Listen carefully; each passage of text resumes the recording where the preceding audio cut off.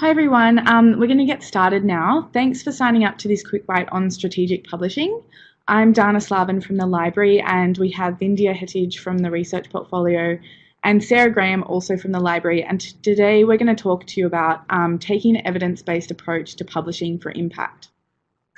This will supplement any other approaches you might take, such as getting advice from your supervisors or your colleagues. Feel free to ask questions in the chat pod as we go along, and we'll hope to get to them at the end. So today we're going to cover publishing for your audience, the prestige of journals. Vindhya will give a demonstration on Journal Finder, and we'll then cover the essentials of shortlisting and discoverability, and Sarah will briefly cover research communication. So when you're considering publishing, the most important factor is reaching the right audience for your work. You'll need to consider whether your audience is working in a professional setting, working within academia, or working in an interdisciplinary setting. Once you've identified who your audience is, you can then narrow down your range to publications that your audience read. Would they be reading trade journals, academic journals, books, or general media? If you're targeting an interdisciplinary audience, what is a publication that covers multiple bases, that is widely read by those working in the field? As a researcher, what publications do you read to stay up to date on your research area? You may also have to do some research at this point into both your audience and the top journals in particular fields. Some questions you could consider asking are, who is the target audience for your paper? How many people make up that audience, and where are they located? What are the target audience already reading, and how are they finding it? Are there any requirements made by your organisation or funding body in terms of publication, such as making your paper available open access? You might also want to consider looking at where your colleagues are publishing. This might give you an indication as to what journals may align with your research. The next point you need to consider when developing a shortlist is the prestige of a journal, which can greatly affect the impact of your work. Your audience is more likely to read your work if it's in a highly regarded publication within the field. Prestige is an important player in strategic publishing, as prestigious journals are highly read and highly cited. The elements that make up prestige of the journal are reputation and research impact. One way to determine journal prestige is by looking at the SkyMargo journal rank of the publication. The SkyMargo journal rank is a measure of impact of a journal within its field. This rank accounts for both the number of citations received by a journal and the importance or prestige of the journals where those citations come from. It's important not to compare SkyMargo journal ranks of publications across disciplines, as this won't give an indication of which is the better performing journal overall, as they are relative to discipline. Another metric that's an indication of prestige or reputation is the journal impact factor. The journal impact factor is a measure reflecting the annual average number of citations to recent articles published within the last 2 years in that journal. The journal impact factor applies to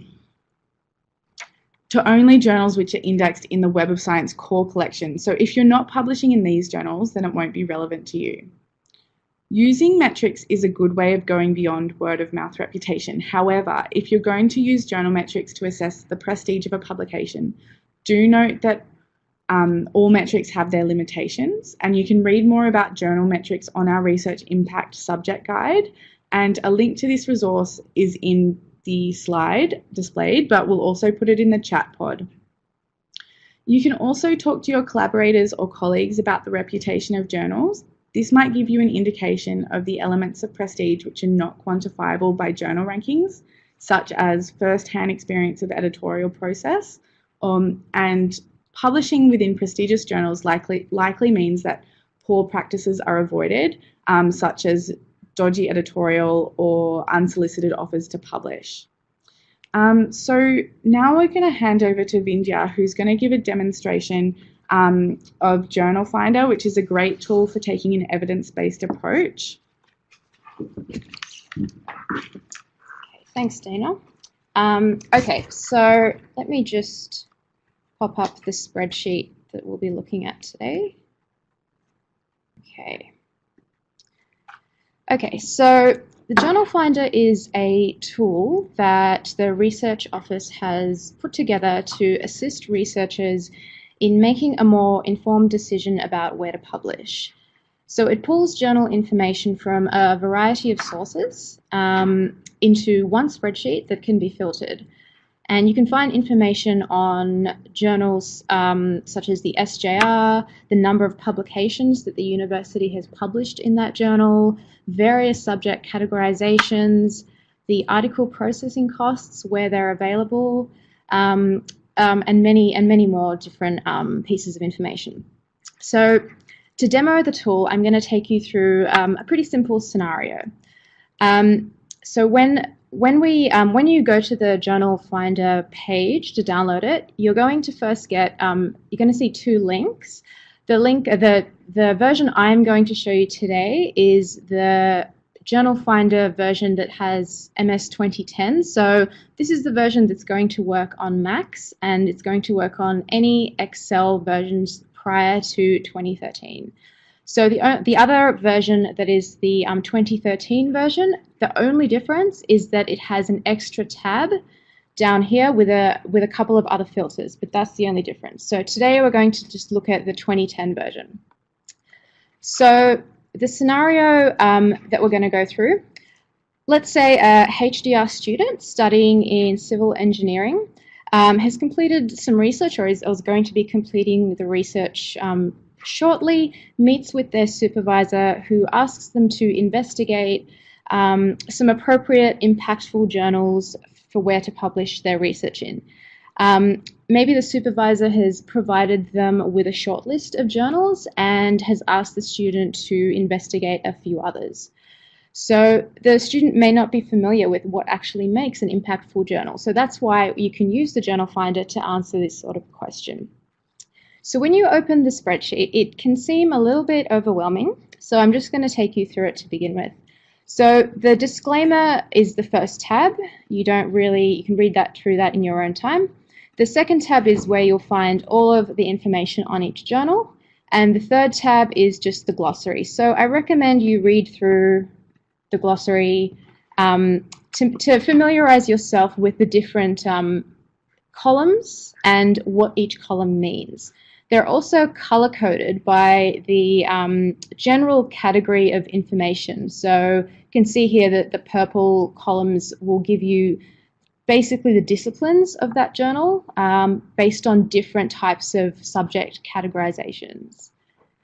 So for our scenario, what we could do is we could start by filtering on the subject area in question. So that was civil engineering.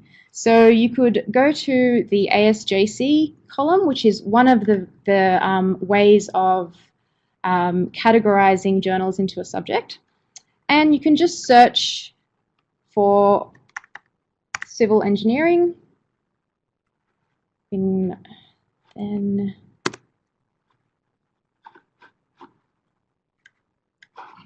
Okay, so that's been now filtered on every journal. So the journal name is in column I. Every journal in the Civil and Structural Engineering ASJC field. So it's still a little bit, it still needs a little bit more filtering to get us to to answer our questions. So if we scroll over to the column with the SJR. So the SJR, which has already been mentioned, we can use to rank our journals by the highest SJR to the lowest SJR, because the bigger the SJR value, the more prestige that journal is going to have. So if we click on this filter arrow and we sort by descending order, there we go. It's then going to show us in descending order the journals with the highest to lowest SJR. So you can see the journal name Cement and Concrete Research has the highest SJR when we're filtering by this ASJC, Civil and Structural Engineering. So that's a starting point for the student in this scenario to start to look at some of the journals in this particular subject area that might have a higher prestige factor than some of the other ones. You could take the filtering even further and have a look at what what the Faculty of Engineering, for example, is publishing in this particular ASJC subject area. So to do that, we can scroll back to where we have the author faculty column, and we can put another filter on, and we can select the Faculty of Engineering and Information, and that'll filter the list even further. So you can see it's still the same journal that's at the top with the highest SJR. That means our researchers are already publishing in that journal in this faculty. If you want to know how many total publications the University of Sydney has published in that journal in the last 6 years, that will also be shown.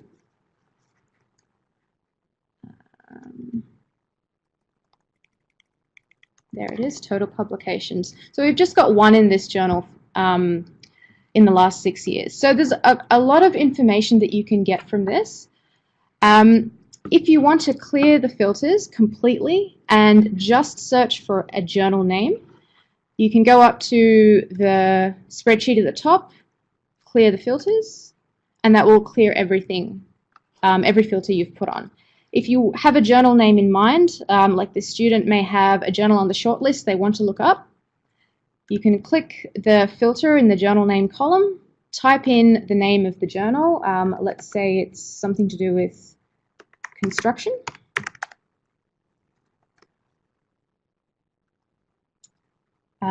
Let's say it's the Australasian Journal of Construction. We can click that, and that will show us the metrics for just that journal. And let's see if it has an SJR value.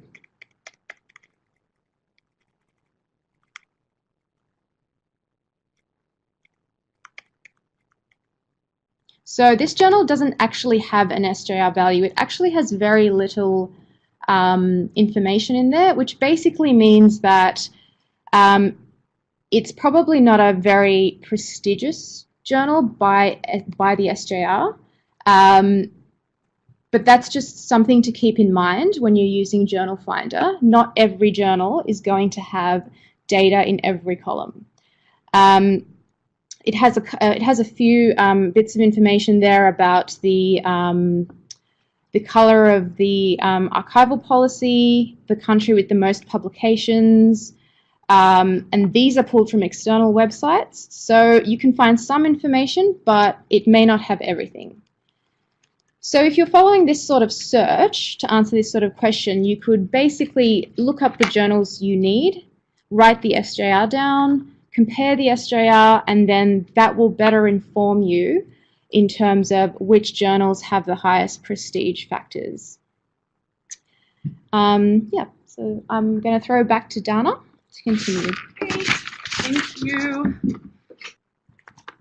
Okay, great. And I forgot to mention earlier that we will put a link to where you can access Journal Finder in the chat pod. So that's actually through the library intranet. Sorry, the university intranet, sorry. Now that we've had a look at how to use Journal Finder, I just want to talk about how you can create a shortlist and what you need to look at when you're assessing the shortlist. So you've identified some reputable publications. When you're doing this, I think the best advice I can give you is to aim high but think realistically. It's in your interest to submit to the most prestigious journal that will accept you. It's also good to take a look at the journal submission guidelines, editorial board, and the timelines to get a better understanding of how the process works and confirm that it's the right place for your work. Reading these details will also give you an indication of what the journal is looking for, such as writing style, visual elements, and what you need to include in your submission to be considered. For instance, the journal Nature lists on their website how data should be presented within the initial submission, as well as the written stylistic elements that they're looking for when considering an article. So when you're assessing your shortlist, you can also take into consideration your audience, so back to them, because you need to keep them in mind throughout the whole process, as reaching your audience is the key to impactful research publications. The SJR, or the journal impact factor, for an evidence-based approach to impact. And if you're publishing an article related to research funded by a grant, does publishing with the journal allow you to comply with any specific requirements you have in relation to that grant, such as open access availability of the work afterwards? Many publishers allow you to publish a version of your article open access in your institutional repository after a period of time, and this can increase the findability of your work and open your work to a wider audience.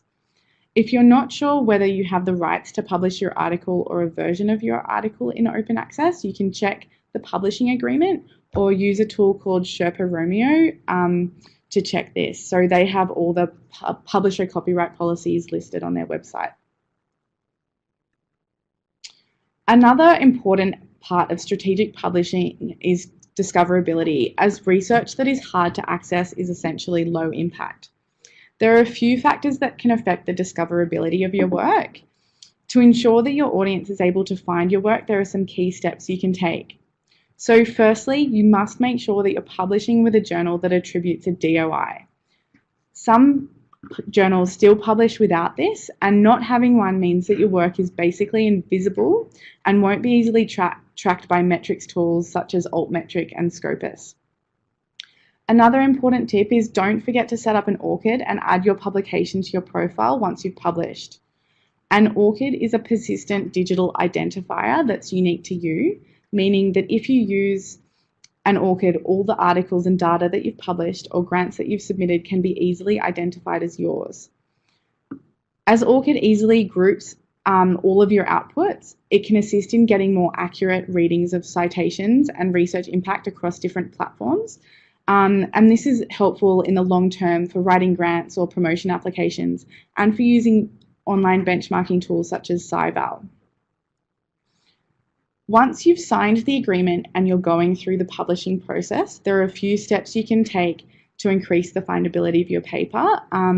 This would be choosing smart keywords for your title, abstract, and the author keywords. And it will be essential for your audience to find your paper. So think about your audience and what terms you expect them to use, and think about the non-expert. What terms or keywords do you think that group will use as well?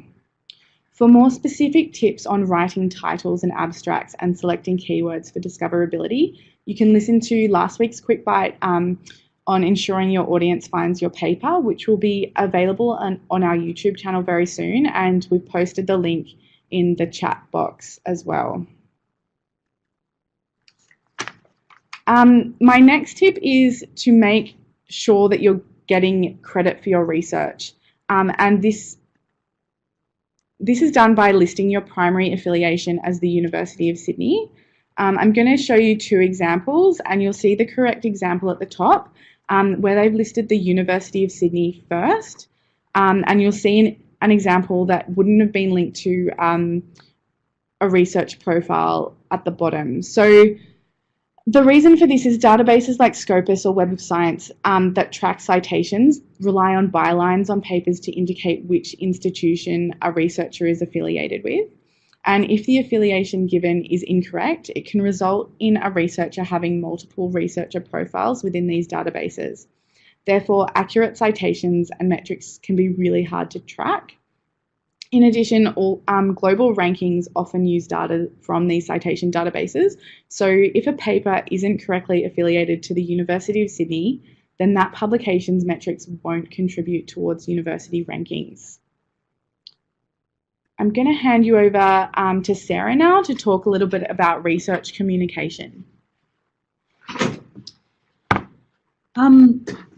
Just before I talk about research communication, there's been a question from the chat pod, Vindia, if you wouldn't mind answering this one. So the question is from Josephine: does the journal finder database filter out predatory journals or exclude predatory journals?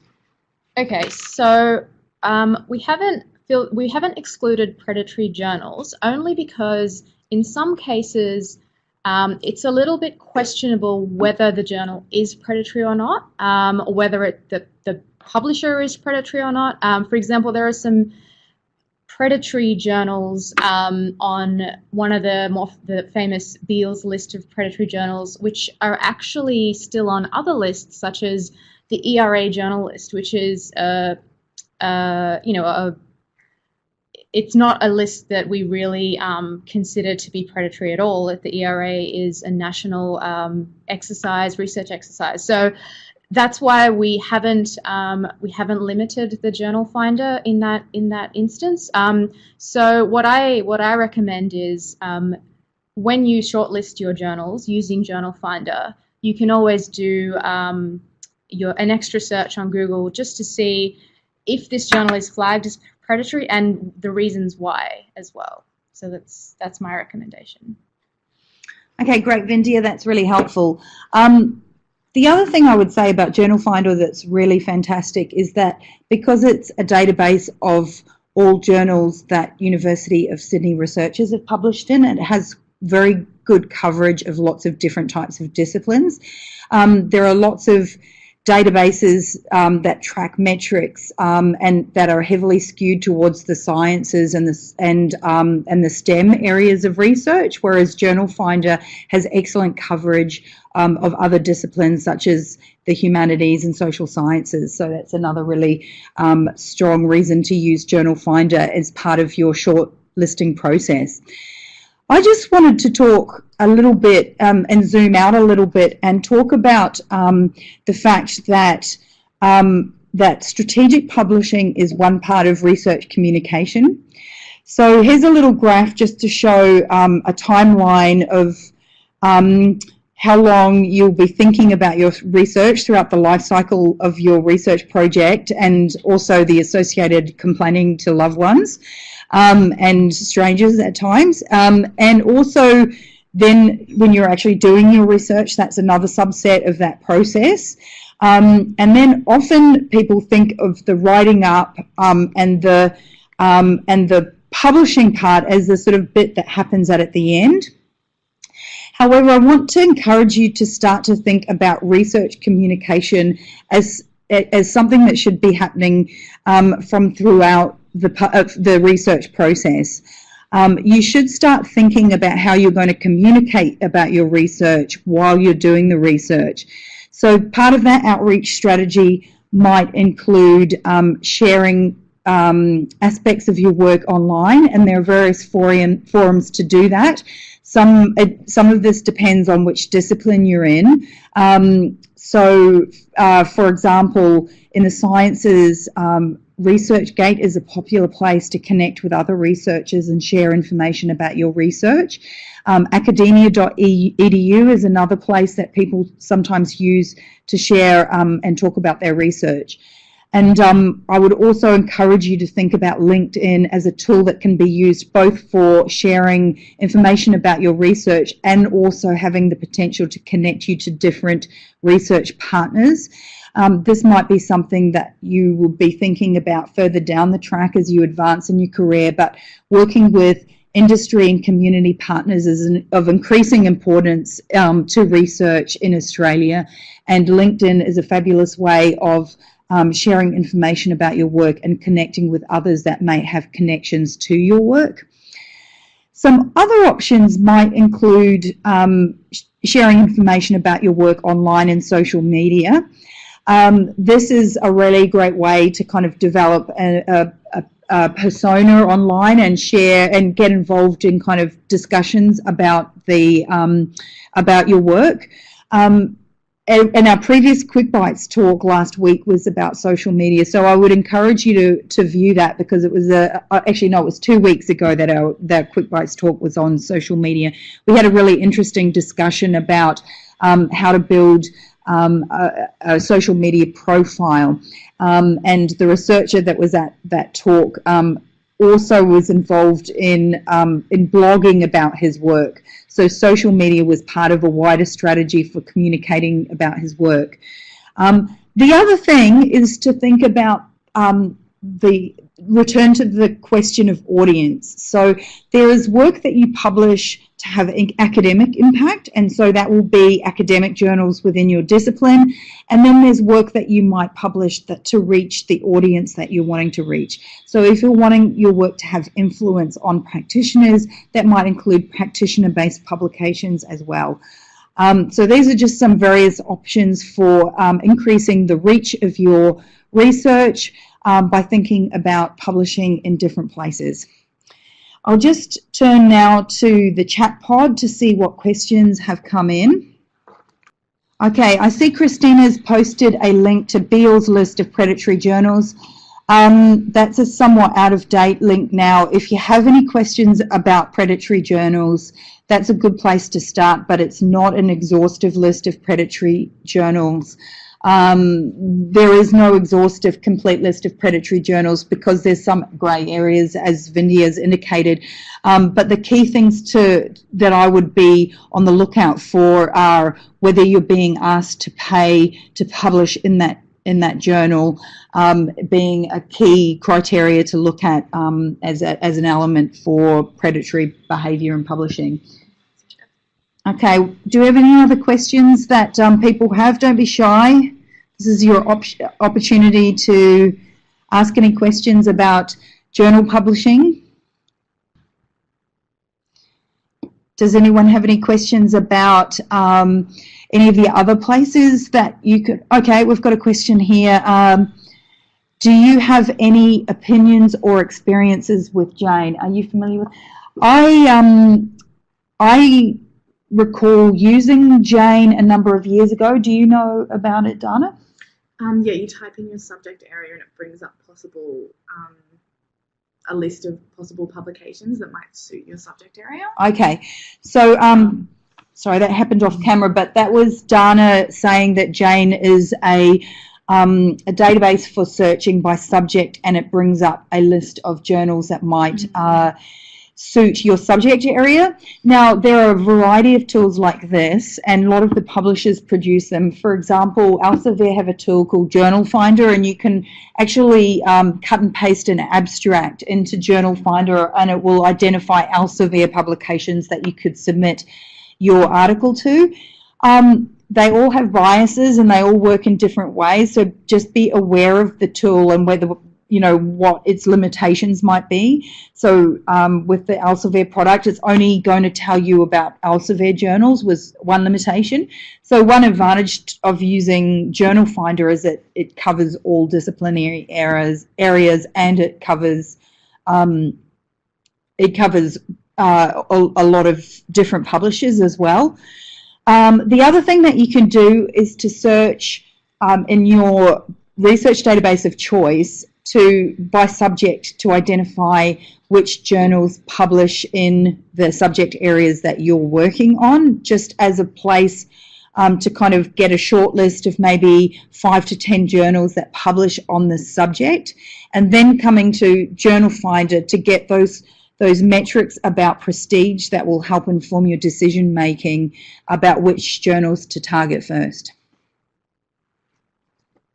Okay, there's another question. Okay, so the question is, if you change faculties and first research was done in previous faculty, how do you give the affiliation? Both are the University of Sydney. Okay, do you want to answer that question, Vinny?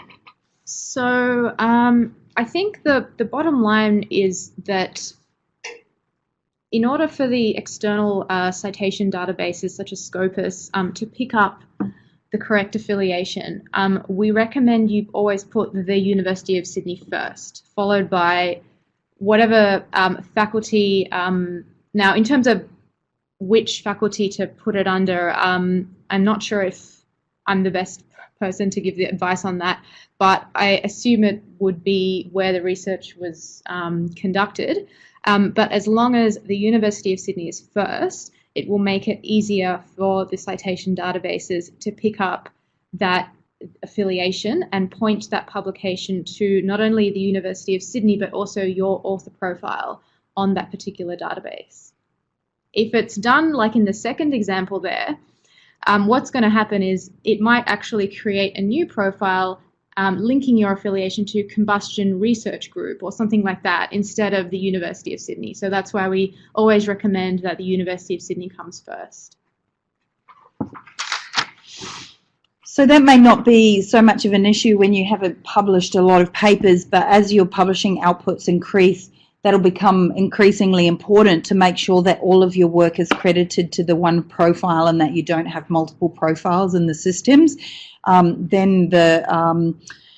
Then your work will be properly attributed to you, and also any metrics that you want to calculate from those databases can be properly done so. Okay, so Larissa's asking, is this affiliation what you write for author information?